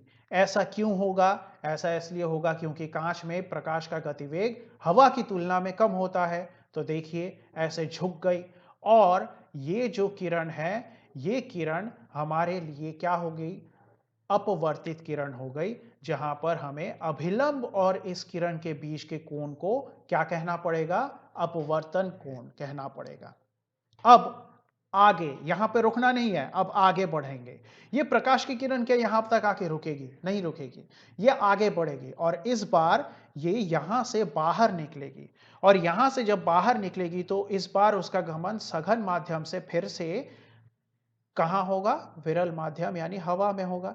क्यों, क्योंकि इसके चारों तरफ हवा है, और ये जो किरण यहां पर आई, ये किरण, अब देखिए यहां पे जो ये विक्षेप था वो हमने दिखा दिया डेल्टा के रूप में। अब देखिए यहां पर क्या होगा, यहां पर फिर से अपवर्तन होगा, तो हमें एक अभिलंब की जरूरत है। तो देखिए हमने एक अभिलंब उतार दिया, और इस अभिलंब पर देखिए यहां पे वर्तन हो रहा है, तो हमारे लिए अब इस बिंदु पर यह किरण आपतित हो रही है ना, आके पड़ रही है, मतलब आपतित हो रही है। तो किरण का आके पड़ना यानी आपतित होना। तो यहां पर ये जो कोण है, इस कोण को हमने एक मान दे दिया R। थोड़ा सा नजर डाल के देखिए, ये R क्यों है, ये भी R है, ये भी R है। वो इसलिए क्योंकि याद कीजिए, दो समानांतर रेखाओं के बीच में अगर एक तिर्यक है तो वहां पर ये किरण अगर R होगी तो ये भी R ही होगी। देखिए ये जो N प्राइम है, ये अभिलंब और ये अभिलंब एक दूसरे के समानांतर है ना। ठीक है, आपके समझ में आ रहा होगा, यहां से यहां तक और ये छोटी सी रेखा, ये दोनों एक दूसरे के समानांतर हैं, और ये BC रेखा इस समानांतर रेखा के, ये जैसे कि ये N प्राइम,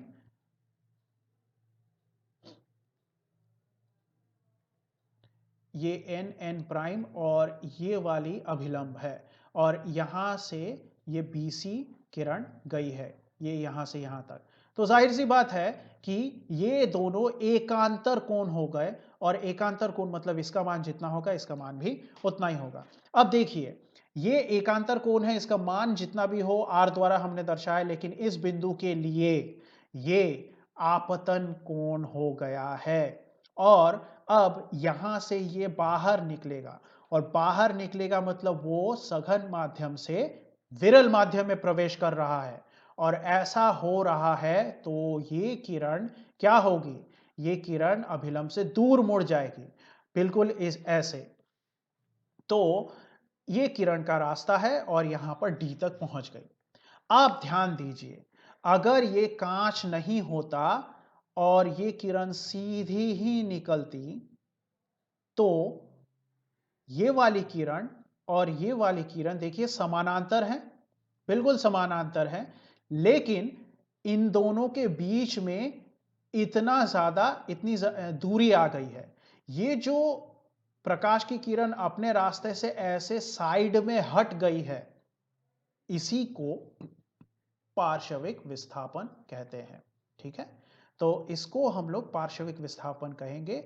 और देखिए यहां पर ये जो मान है, ये I का मान है, तो यहां पर ये I है और ये भी I है। ऐसा क्यों हुआ है, क्योंकि फिर से देखिए हमने कहा था कि ये जो किरण सीधी निकल गई है और ये जो किरण निकली है, ये दोनों क्या है, एक दूसरे के समानांतर हैं। और एक दूसरे के समानांतर है मतलब यहां से ये एक दूसरे के समानांतर हैं। तो यहां पर देखिए, यहां पर इसको थोड़ा सा ठीक से बनाते हैं। ये देखिए यहां पर ये ऐसे किरण निकल गई और उसी के समानांतर ये ऐसे निकल गई।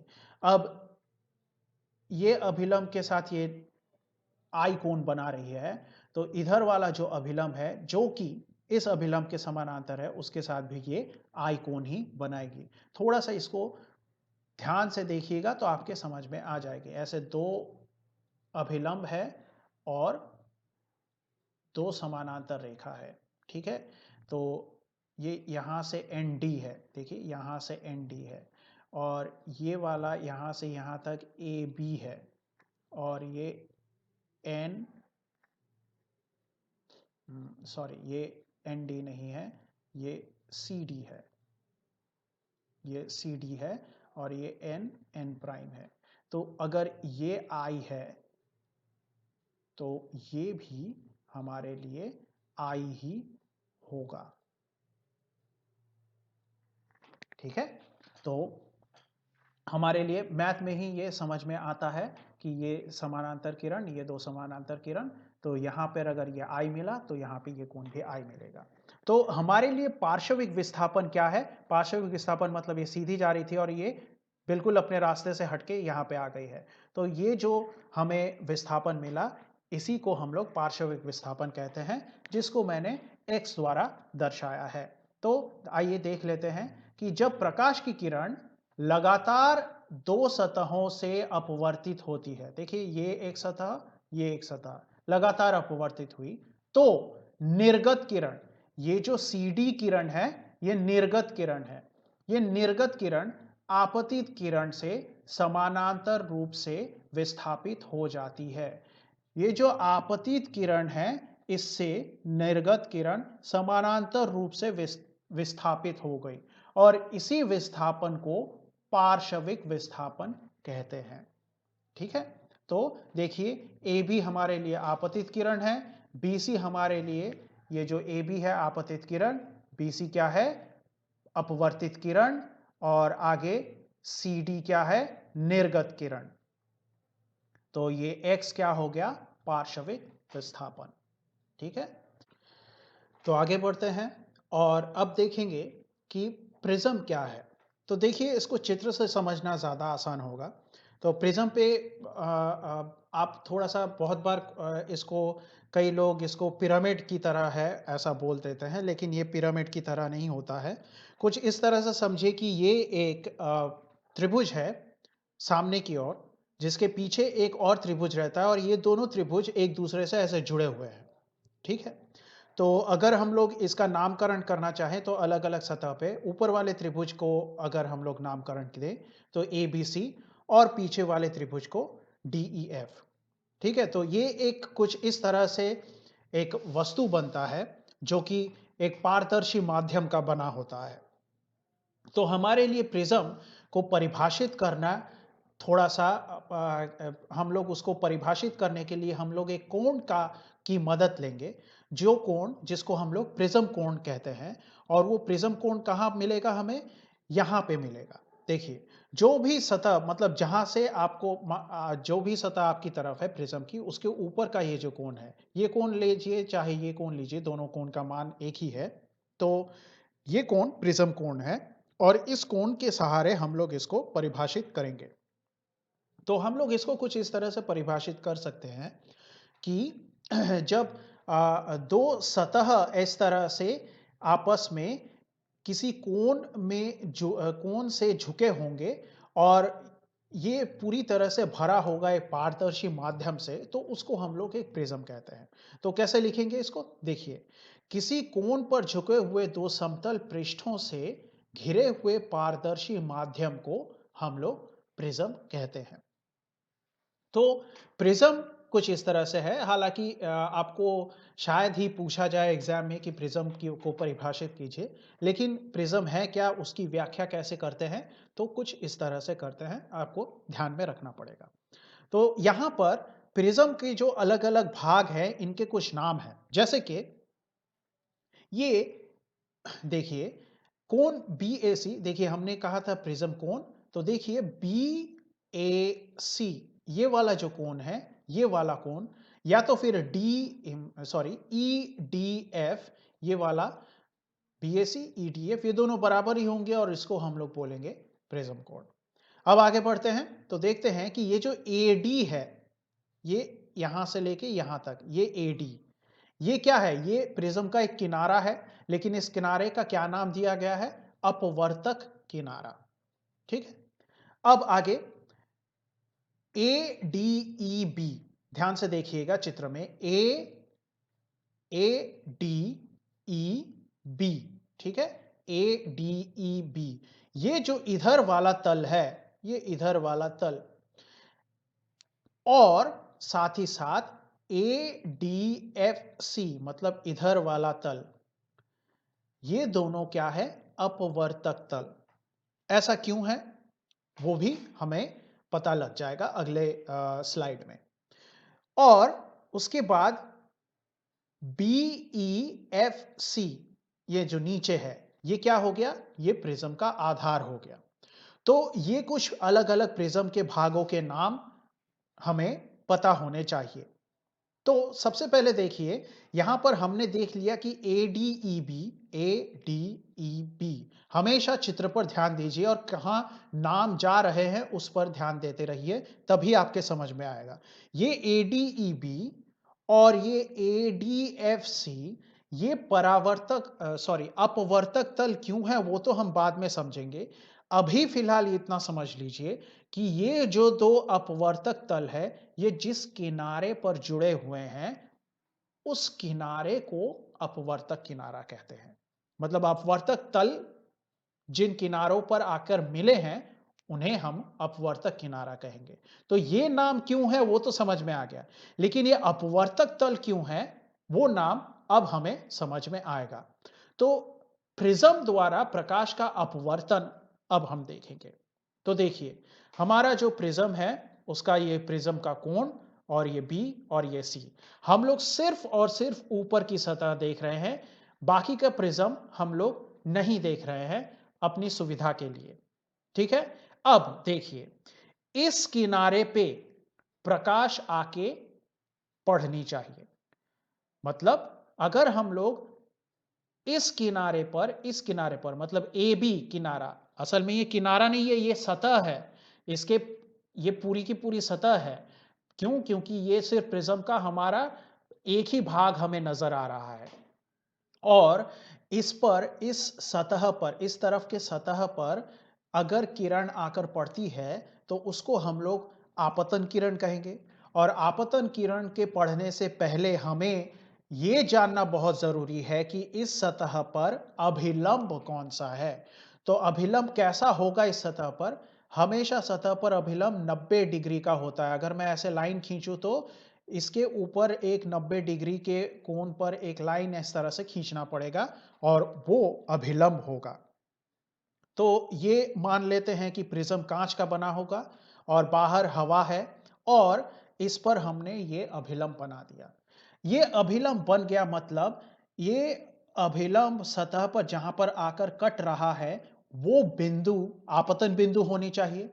अब देखिए हमारी जो आपतन किरण है वो कुछ इस प्रकार से आकर गिरी इस पर, ठीक है?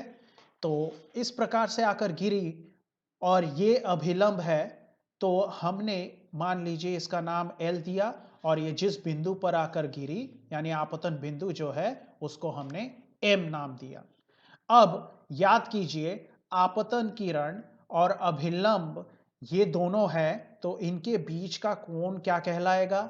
इनके बीच का कोण बिल्कुल सही अगर आपके दिमाग में आया होगा तो वो है आपतन कोण। तो ये हमारे लिए आपतन कोण आ गया। अब इस बिंदु के बाद प्रकाश की किरण कांच में प्रवेश कर जाएगी और कांच में प्रवेश करने का मतलब होगा इसका अपवर्तन होना और यही कारण है कि इस तल को हमने अपवर्तन तल या वर्तन तल नाम दिया था, ठीक है? तो ये अब देखिए प्रकाश की किरण अगर ये प्रिज्म यहां पे नहीं होता तो ये प्रकाश की किरण M पर जाकर सीधी चली जाती, M तक तो पहुंचती ले और उसके बाद भी सीधी ऐसी चलती रहती। लेकिन ऐसा तो नहीं होगा, क्यों? क्योंकि हमारे पास एक माध्यम आ गया है और वो भी सघन माध्यम आ गया है और जब सघन माध्यम में प्रकाश विरल माध्यम से प्रवेश करती है तो याद कीजिए वो अभिलंब की तरफ मुड़ती है और ये हमारा अभिलंब है, ठीक है? तो प्रकाश की किरण अभिलंब के तरफ मुड़ेगी यानी अब मान लीजिए ये जो सीधी रेखा है ये M पर जाके खत्म होती है और ये प्रकाश की किरण हमारे कांच के प्रिज्म में अंदर आई और अभिलंब की तरफ मुड़ गई। देखिए ये थोड़ा सा इसके तरफ आ गई, ये I कोण इधर है और ये वाला जो कोण है, ये वाला कोण, ये क्या कोण है? ये अपवर्तन कोण है और ये कोण का मान कम हो गया है, ये अभिलंब की तरफ आ गई है। तो ये हमारी प्रकाश की किरण जा रही है और ये देखिए हमारे लिए यहां पे मिल गया एक अपवर्तन कोण। अब इधर ध्यान दीजिए हम लोग इस सतह पर यानी AC वाले सतह पर पहुंच गए हैं। इस सतह पर पहुंचने के बाद इस बिंदु पर आकर प्रकाश की किरण पड़ रही है, मतलब अब इस सतह के लिए हम लोग इस किरण को आपतन किरण मान लेते हैं और इस बिंदु को आपतन बिंदु मानते हैं और जैसे ही हम लोग इस बिंदु को आपतन बिंदु मानेंगे तो इस तल के ऊपर हमें एक अभिलंब बनाना पड़ेगा ताकि हम लोग किरण के आगे के रास्ते को जान पाए। तो ये बिंदु हो गया आपतन बिंदु और ये हमारा हो गया अभिलंब AC तल पर। तो ये अभिलंब आकर इस अभिलंब के साथ देखिए Q बिंदु पर मिला है। तो अब ये जो आपतन किरण है और ये अभिलंब है, इनके बीच का ये कोण भी तो एक अलग आपतन कोण का मान देगा और वो कितना होगा? देखिए हमने इसको R2 बताया है, ठीक है? अब आगे ये किरण यहां तक पहुंच गई है। अब अगर इसको आगे जाना है तो वो कांच से हवा में प्रवेश करेगी यानी सघन माध्यम से विरल माध्यम में जाएगी और सघन माध्यम से विरल माध्यम में जाएगी मतलब अभिलंब से दूर मुड़ेगी, मतलब इस बार प्रकाश की किरण अभिलंब से दूर आ गई और इस कोण को अगर हम लोग देखें तो वो हमें अपवर्तन कोण देगा, दूसरा वाला अपवर्तन कोण। यहां पे एक बार अपवर्तन हो चुका है तो यहां पे एक बार अपवर्तन फिर से हो रहा है तो यहां पे एक कोण आएगा जिसको हम लोग E द्वारा दर्शाते हैं। देखिए ये प्रकाश की किरण NR यहां पे आई और ये E द्वारा हमने इसको दर्शाया। इस किरण को हम लोग अपवर्तन किरण ना कहकर इसको हम लोग कह देते हैं निर्गत किरण, यानी यहां से ये किरण अंदर आई थी और यहां से बाहर निकल गई। निर्गत यानी बाहर निकल जाना। तो ये निर्गत किरण हम लोग इसको कहते हैं। हो तो अपवर्तन ही रहा है, इसमें कोई शक नहीं है, आप लोग कंफ्यूज भी नहीं होइएगा, लेकिन हम लोग यहां पर इसको निर्गत किरण कहते हैं और इसको निर्गत कोण कहते हैं। ठीक है? तो अब ये जो किरण यहां पर ऐसे मुड़ी, इस किरण के रास्ते को ऐसे पीछे अगर हम लोग बढ़ाएं तो ये जाकर ओ बिंदु पर मिलती है। देखिए ये ओ बिंदु पर मिल गई। तो सवाल ये आता है कि हमने इसको ऐसे पीछे क्यों बढ़ाया? वो इसलिए बढ़ाया क्योंकि हमें देखना ये है कि ये जो प्रकाश की किरण जो ऐसे जा रही थी, वो कितना घूम गई प्रिज्म के कारण। इस प्रिज्म के ना होने के कारण, अगर ये प्रिज्म नहीं होता तो ये प्रकाश की किरण तो एल एम ओ पी ऐसे रास्ते में चलती रहती, लेकिन ऐसा नहीं हुआ। इस प्रिज्म के रहने के कारण ये प्रकाश की किरण ऐसे ऐसे ऐसे मुड़ गई। मतलब कितना मुड़ी, इस रास्ते पे जा रही थी और इस ऐसे मुड़ गई। तो ये जो कोण है, ये कोण हमें बताएगा कि ये प्रकाश की किरण कितना मुड़ी है, और इसको हमने इस तरह से डेल्टा द्वारा दर्शाया है। और ये प्रकाश का विचलन है, मतलब अपने रास्ते से ये कितना मुड़ गई है वो बता रहा है। तो आप लोगों को ये चित्र, आशा करता हूं, आसानी से समझ में आ गया होगा। तो अगर आप ध्यान दीजिए तो यहां पर आपको, आपके लिए मैंने चित्र बड़ा करके दिखाया है। आप इसको पॉज करके चित्र को अच्छे से बना लीजिएगा। ठीक है? तो अब आगे बढ़ते हैं। तो देखिए कि हमने यहां पर जो जो सीखा है उसे ही अब यहां पे देख लेते हैं। देखिए ये जो कोण ए है, ये क्या है? प्रिज्म कोण है।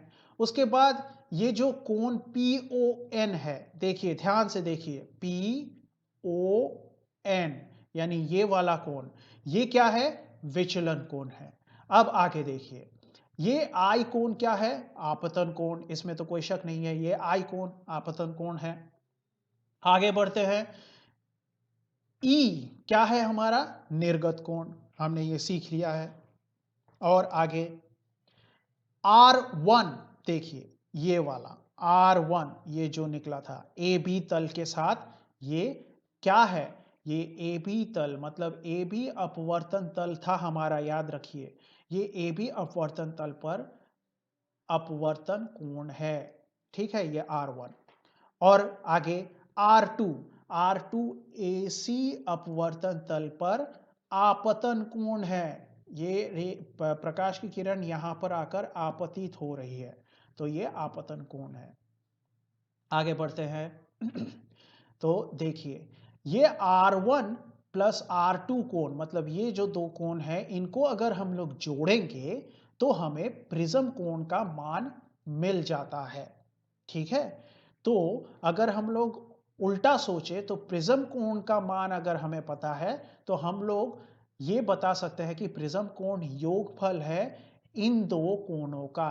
ठीक है? और इसको हम लोग आगे जाके प्रमाणित भी करेंगे।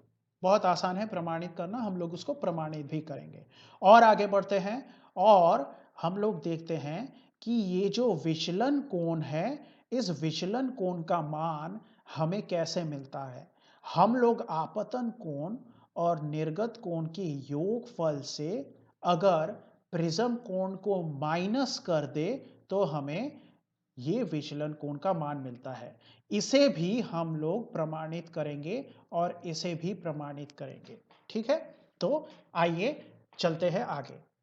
तो देखिए प्रिज्म कोण तथा विचलन कोण में संबंध, ये जो पिछले स्लाइड में हमने देखा, ये वाला देखिए, प्रिज्म कोण और विचलन कोण के बीच में ये जो संबंध है, अब हम लोग इसको प्रमाणित करने वाले हैं।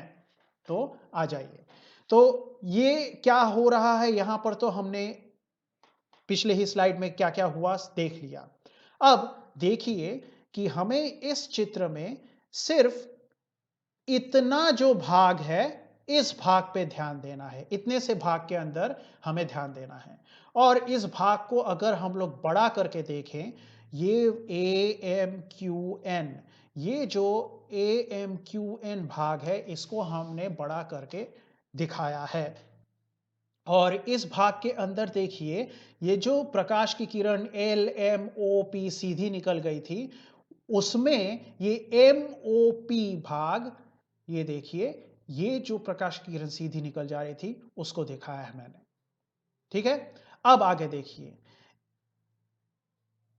अब ये जो रेखा ऐसे जा रही थी, ये अब देखिए M से लेके P तक हमने दिखा दिया, और ये देखिए N से लेके O, ये N से लेके O ये हमने दिखा दिया, और साथ ही साथ ये N से लेके O हमने दिखा दिया, साथ ही साथ M से लेके N की जो प्रकाश की किरण है वो भी हमें नजर आ रही होगी। मतलब आपके समझ में आ रहा होगा कि ये जो चित्र है इसी को बड़ा करके यहाँ पे हम लोग देख रहे हैं। तो इसमें अब जितने भी कोण हैं वो बना लेते हैं। तो देखिए ये तो O बिंदु है, यहाँ का O बिंदु। अब देखिए ये वाला जो कोण है ये क्या है, ये विचलन कोण है, यहाँ पे आ गया। ये वाला कोण क्या है, ये R1, वो भी यहाँ पे आ गया। ये वाला कोण R2, देखिए ये NQ और MN के बीच में ये R2 कोण। और आगे अब देखिए कि हमें एक और कोण पे यहाँ पे ध्यान देना है, और वो कोण है, थोड़ा सा इधर ध्यान दीजिए, ये कर्सर पे ध्यान दीजिए, देखिए ध्यान से देखिएगा, LMOP। ये प्रिज्म अगर नहीं होता तो प्रकाश की किरण इस रास्ते आगे बढ़ती। अब इस पर ध्यान दीजिए, ये जो किरण है ये MQ किरण नहीं, ये जो अभिलंब है AMQ, ये ऐसे गई है। तो थोड़ा सा मुझे बताइए कि ये दो सरल रेखाएं हुई कि नहीं। ये देखिए, ये इधर हमारा M है, इधर Q है, और ये ऐसे LMOP ऐसे जा रही है। ठीक है, इसी को मैंने यहां पे उतारा है। तो ध्यान दीजिए ये कितना है, आई कोण है ना। अब ये OMQ, ये पूरा जो कोण है, ये पूरा कोण, ये OMQ बिल्कुल आई के विपरीत है। दो सीधी रेखा जो काट रही है एक दूसरे को, और इनके विपरीत कोण क्या होते हैं, हमने मैथ में पढ़ा होगा, ज्योमेट्री में पढ़ा होगा, ये दो विपरीत कोण बराबर होते हैं। मतलब ये अगर आई है तो ये भी आई होगा। अब इधर आ जाइए, इधर OMQ, इसका मतलब ये कोण क्या होना चाहिए, आई होना चाहिए। ठीक उसी तरह से यहां पर भी देखिए, ये जो निर्गत कोण है, एक मिनट साफ कर लें इसको, ये जो देखिए निर्गत, ये जो निर्गत कोण नहीं, ये जो निर्गत किरण है, ये ऐसे पीछे गई थी, ये ONR रेखा को अब देखिए ध्यान से, और इधर देखिए ये NQ के बराबर जो अभिलंब है इसको देखिए ध्यान से। फिर से हम लोग ऐसी एक सरल रेखा देखते हैं ONR, और इधर से एक सरल रेखा देखते हैं, इधर से, वो है QN। अब इधर वाला कोण, ये वाला E है, तो इधर वाला क्या होगा, E होगा।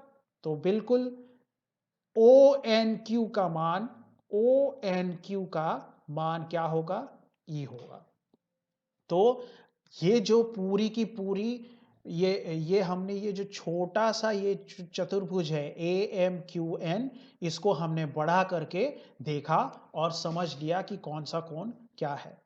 अब ध्यान दीजिए, अब हमें यहां पर एक चतुर्भुज मिला है AMQN, और आपने ज्योमेट्री में पढ़ा होगा, कोई भी चतुर्भुज हो तो चतुर्भुज के अंतः कोण, जितने भी अंदर के कोण हैं, जैसे कि ये वाला कोण, ये वाला पूरा का पूरा कोण, और ये वाला पूरा का पूरा कोण, और ये वाला कोण, ये जो चतुर्भुज के अंदर के चार कोण हैं, इनको हम लोग अगर जोड़ेंगे तो हमें हमेशा क्या मिलता है, 360 डिग्री मिलता है। तो चतुर्भुज के अंतः कोणों का योगफल हमेशा 360 डिग्री होता है, ये हमें मैथ में पता है, और उसी चीज का इस्तेमाल हम लोग देखिए करेंगे। तो देखिए ये चतुर्भुज क्यू एन में, मतलब ये जो चतुर्भुज है ए एम क्यू एन, इसमें हमारे लिए ये वाला कोण तो दिया गया है मतलब ये वाला कोण कौन सा कोण है? प्रिज्म कोण है। यहां पे प्रिज्म कोण था ना, तो ये प्रिज्म कोण है। तो इसको तो हम लोग कोई भी प्रिज्म लेंगे तो आराम से माप सकते हैं अपने प्रयोगशाला में।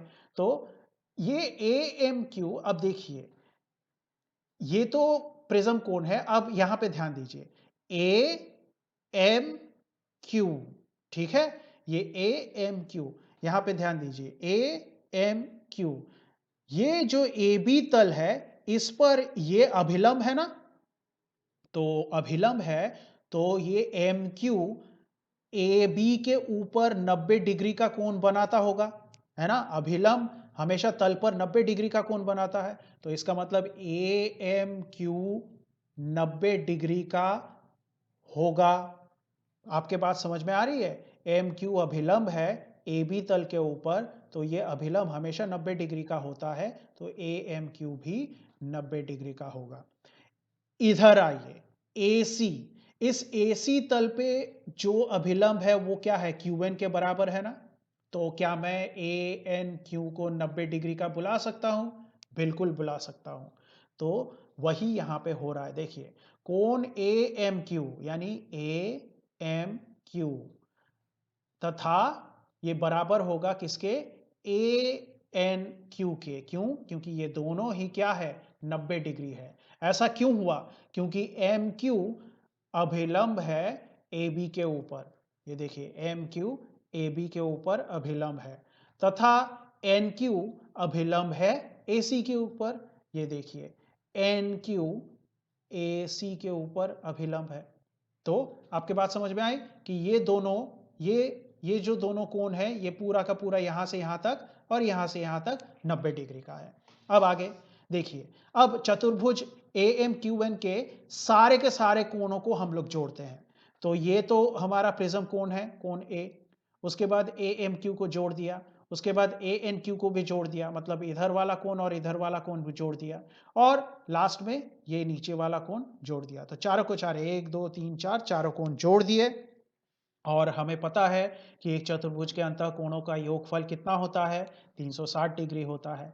अब हमें यह भी पता है कि ये 90 डिग्री है और ये भी 90 डिग्री है, तो इन दोनों मानों को यहां पे बैठा देते हैं, तो हमें क्या मिलेगा? 90 प्लस 90 क्या मिलता है? 180 मिलता है।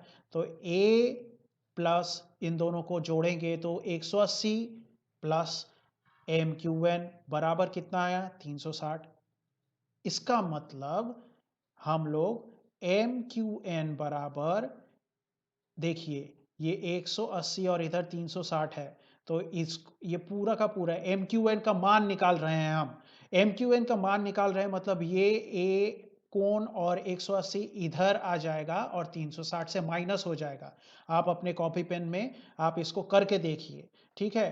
तो आप जैसे ही इसको करेंगे तो 360 से 180 माइनस चला जाएगा, बचेगा हमारे पास 180 डिग्री, और उसमें से A माइनस में ऐसे रहेगा, और ये हमें मिलेगा समीकरण 1। ठीक है, ये आपके, आशा करता हूं समझ में आया होगा। अगर कहीं पे भी थोड़ी सी परेशानी है तो फिर से वीडियो को थोड़ा सा पीछे कीजिए और इसको प्ले करके देखिए। ठीक है, तो आगे बढ़ते हैं, अगले स्लाइड में पहुंचते हैं। तो देखिए, हम लोग प्रिज्म कोण तथा विचलन कोण में संबंध ज्ञात कर रहे थे और हमने इस चित्र के ऊपर काम करना शुरू किया था। तो हमने देख लिया था कि किस तरह से MQN का मान हम लोगों ने निकाला था। अब आगे बढ़ते हैं। तो देखिए, अब हम लोग चतुर्भुज MQNO देखेंगे। देखिए MQNO चतुर्भुज देखेंगे, और इस बार भी इस चतुर्भुज में भी हम लोग अंतःकोणों के योगफल को निकालेंगे। तो थोड़ा सा ध्यान दीजिए कि ये जो MQNO चतुर्भुज है उसमें ये वाला कोण कितना होना चाहिए? देखिए ध्यान से, ये सीधी रेखा है ना, MOP सीधी रेखा है, और इस सीधी रेखा से अगर मैं इतना कोण माइनस कर दूं तो इतना बचेगा, इतना सा, यानी MON बचेगा। तो इसका मतलब सीधी रेखा से डेल्टा माइनस करना मतलब क्या? सीधी रेखा का सीधी रेखा का मान कितना होता है? 180 होता है और उस 180 में से डेल्टा माइनस करेंगे तो इसका मतलब ये जो MON है वो क्या होगा? 180 माइनस डेल्टा। ये पता चल गया हमें, ये वाला कोण कितना है वो समझ में आ रहा है। अब इधर देखिए, हमें चतुर्भुज MQNO का हर कोण चाहिए। तो अब ये वाला OMQ, ये वाला कोण कितना है? ये I कोण है। कैसे पता लगा? हमने पिछले ही स्लाइड में पता लगाया था कि ये वाला I कोण है। ठीक उसी तरह से ONQ, ये कितना कोण है? ये E कोण है। और ये MQN हमने पिछले स्लाइड में निकाल के रखा है, हमारा जो समीकरण 1 है उसमें। तो इसका मतलब हम यहाँ पर आगे बढ़ने के लिए तैयार हैं। हमें इस चतुर्भुज का यानी MQNO के सारे कोणों की जानकारी मिल चुकी है। तो देखिए, MON मैंने आपको समझाया 180 माइनस डेल्टा होता है। OMQ I होगा, है ना? देखिए MON 180 माइनस डेल्टा इधर, और OMQ कितना होगा? I होगा। उसके बाद ONQ कितना होगा? E होगा। और हमें क्या मिला था? MQN मिला था समीकरण 1 से 180 माइनस ए, पिछली ही स्लाइड में हमने निकाला था। अब क्या करेंगे हम लोग? इन सब को जोड़ देंगे। तो आइए सबको जोड़ते हैं। तो सबको जोड़ दिया और हमें क्या मिलता है? चतुर्भुज के अंतःकोणों का योगफल हमेशा 360 डिग्री मिलता है। अब इन सब को जोड़ दिया है तो इन सब का मान भी बैठाएंगे। इन सब का मान एक के बाद एक के बाद एक आप बैठा दीजिए तो आपको कुछ इस तरह का समीकरण नजर आएगा। और इस समीकरण को आप अपने कॉपी पेन में बना के देखिएगा तो आपको जो विचलन कोण है वो ये मिलेगा। आप इसको ज़रूर बनाइए और अच्छे से समझिए। क्यों? क्योंकि हो सकता है आपके एग्जाम में ये आए प्रमाणित करने को। अगर एग्जाम में प्रमाणित करने को ना भी आए तो भी ये समीकरण आपके लिए इंपॉर्टेंट है। क्यों? क्योंकि बहुत बार आपको मल्टीपल चॉइस क्वेश्चन में ये जो विचलन कोण का मान इसको पूछा जाता है और 4 ऑप्शन में दिए जाते हैं और इसमें प्लस माइनस में हेर फेर करके या आगे पीछे करके आपको कंफ्यूज किया जाता है। तो इसलिए यहाँ पर आपको ये समझना बहुत ज़रूरी है और इसको दिमाग में रखना भी बहुत ज़रूरी है। तो हम लोगों ने विचलन कोण और विचलन कोण और प्रिज्म कोण के बीच के संबंध को समझ लिया। अब हमारे लिए एक और संबंध को प्रमाणित करना बचा हुआ है और वो क्या है? वो ये वाला है, R1 प्लस R2 बराबर A। तो उसको देख लेते हैं। तो आइए प्रिज्म कोण तथा R1 एवं R2 इन दोनों कोणों के बीच में जो संबंध है उसको देखेंगे। तो अब इसको देखने के लिए अब ये काम बहुत आसान है। देखिए, इसमें हमें इस त्रिभुज को MQN, इस त्रिभुज को देखना है। तो देखिए त्रिभुज MQN में, अब त्रिभुज की बात आई है तो त्रिभुज के जो अंतः कोण है, अंदर वाले कोण, अंतः कोणों के योगफल हमेशा कितने होते हैं? आपके मैथ के क्लास में आपने पढ़ा होगा कि किसी भी त्रिभुज के अंतः कोणों का योगफल हमेशा 180 डिग्री होता है। हम लोग यहाँ पर उसी को काम में लाएंगे। अब देखिए त्रिभुज MQN में ये क्या है? R1 है, ये क्या है? R2 है। मतलब ये वाला कोण हमें पता है, ये वाला कोण नहीं पता, और इसी कोण को हम लोगों को निकालना है।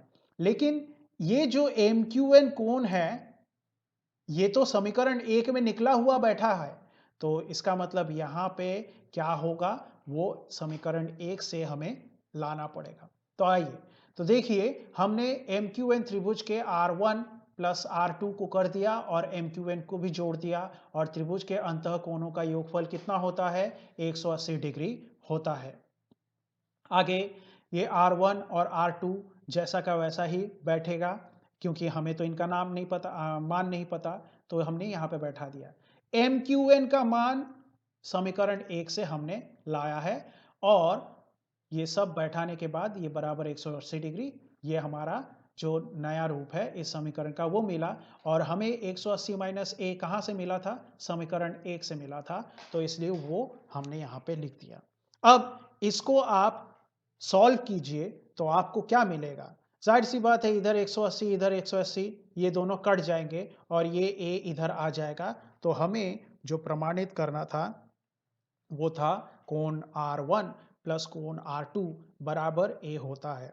तो ये 2 प्रमाणित करना आसान है, थोड़ा-सा ध्यान से इसको सीखिए, आपको ज़रूर आएगा एग्ज़ाम में। इसी के साथ हमारा आज का क्लास समाप्त होता है। प्रकाश का भाग 2 हम लोग समाप्त कर चुके हैं।